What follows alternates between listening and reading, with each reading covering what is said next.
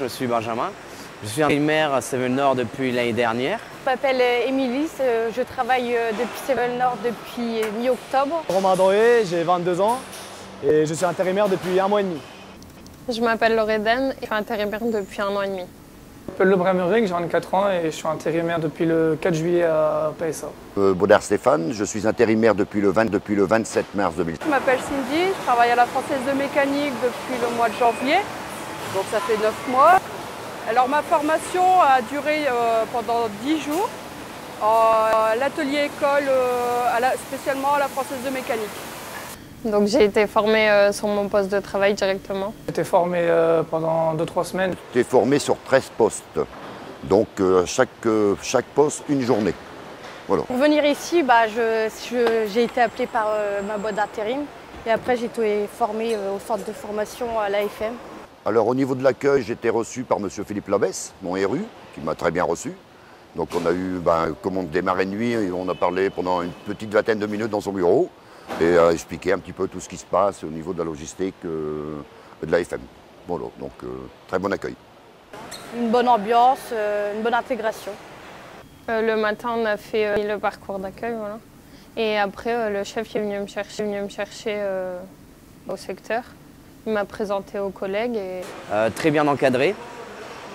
Donc toujours ce fait de la première journée d'intégration, l'habillement, et ensuite présentation de l'UIP, du RU et des postes de travail. En termes d'habillement, il faut la tenue image, donc le bleu, le pull, le maillot ou la veste, c'est là dépend. Ensuite, les chaussures de sécurité qui sont obligatoires aussi, ainsi que les EPI, donc les gants, le casque et les lunettes si nécessaire. C'est surtout primordial la sécurité. C'est la base, quoi, je veux dire. C'est pour la sécurité de tout le monde, aussi bien pour nous que pour les autres. C'est important.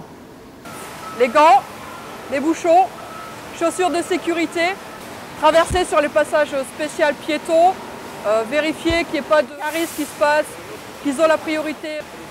Pas de téléphone sur poste, que au poste. Donc concernant les heures de travail, nous devons être présents à 5h15 puisque nous avons une réunion à 5h20 pour ensuite débuter le poste à 5h30. Et pour les après-midi, c'est un peu la même chose, rendez-vous à 13h15 pour une réunion à 13h20 et commencer à 13h30 le poste. Le matin, le vendredi matin et le samedi matin, ça pique un peu quand le réveil sonne. Se lever le matin, c'est un peu difficile, mais après, c'est le temps de s'habituer. C'est un rythme à prendre, mais il faut être motivé et c'est pour ça que je suis ici.